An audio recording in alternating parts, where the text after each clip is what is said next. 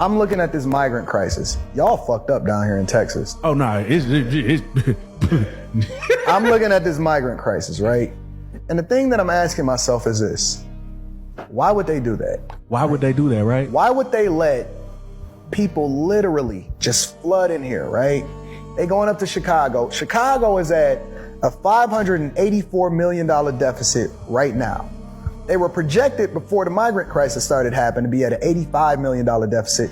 Now they are already past $600 million. New York has spent over $3 billion in order to help migrants, right? It's estimated, according to New York statistics and metrics, right? It's estimated that they're spending approximately $140,000 to $150,000 per family in order to house them, clothe them, feed them, give them shelter, healthcare coverage, educate them, and maintain some level of civility as far as taking care of these migrants. $150,000 per family, over $383 per day. Most people don't even make $70,000 to $80,000 a year. And you're spending $150,000 approximately per family in order to take care of them. I was really upset to think that our tax dollars as citizens of New York were being utilized to house citizens of other countries while at the same time kicking out veterans, people who put their life on the line, and other senior citizens who paid taxes their whole lives, who built our communities. To those who are fearful and do not want to welcome them, I remind everybody, where did your family come from? How did you get here? Unless you're a Native American, everybody came from somewhere. Governor Hochul today deployed 150 members of the New York National Guard to help asylum seekers file the appropriate paperwork to attain legal work status and exit taxpayer-funded shelters faster. This, as New York City cuts the amount of time adult migrants can stay in the city shelters to just 30 days.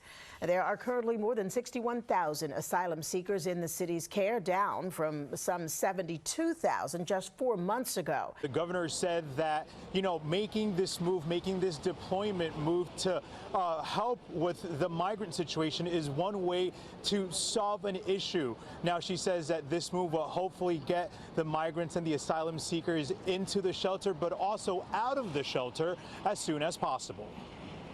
There's an ongoing fight to preserve the quality of life here in New York while helping the thousands of migrants who continue to pour in. Our goal, take care of people when they arrive, show them the compassion of New Yorkers, but give them what they want, which is a quick exit out of the shelter system. Today, the governor announced 150 National Guard personnel will be deployed to help with the asylum seeker crisis, bringing the number of personnel to over 2,000.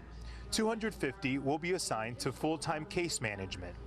This deployment, along with the millions of dollars invested to help asylum seekers and migrants gain proper work status, is a way the governor believes will help with other problems across the state. On the other hand, we have a shortage of workers crisis.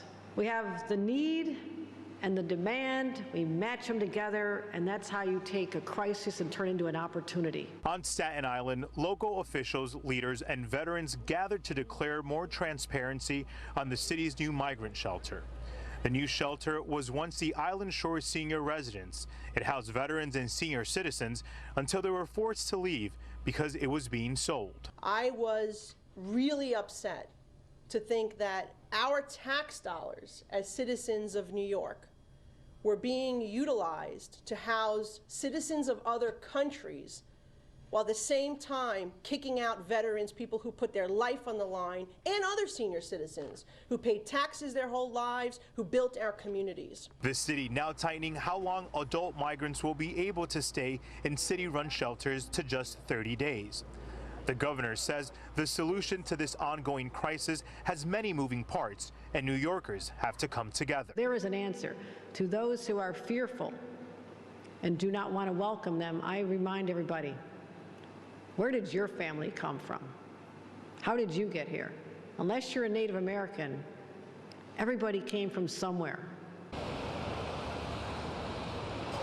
Now, the governor also said that TPS, Temporary Protected Services for Venezuelans, that is one way to expedite proper legal work papers for them to help solve the solution of the work shortage here in the state. And she also says that her office, along with the city, the mayor's office here, that they're in constant communication to figure out more solutions to this problem.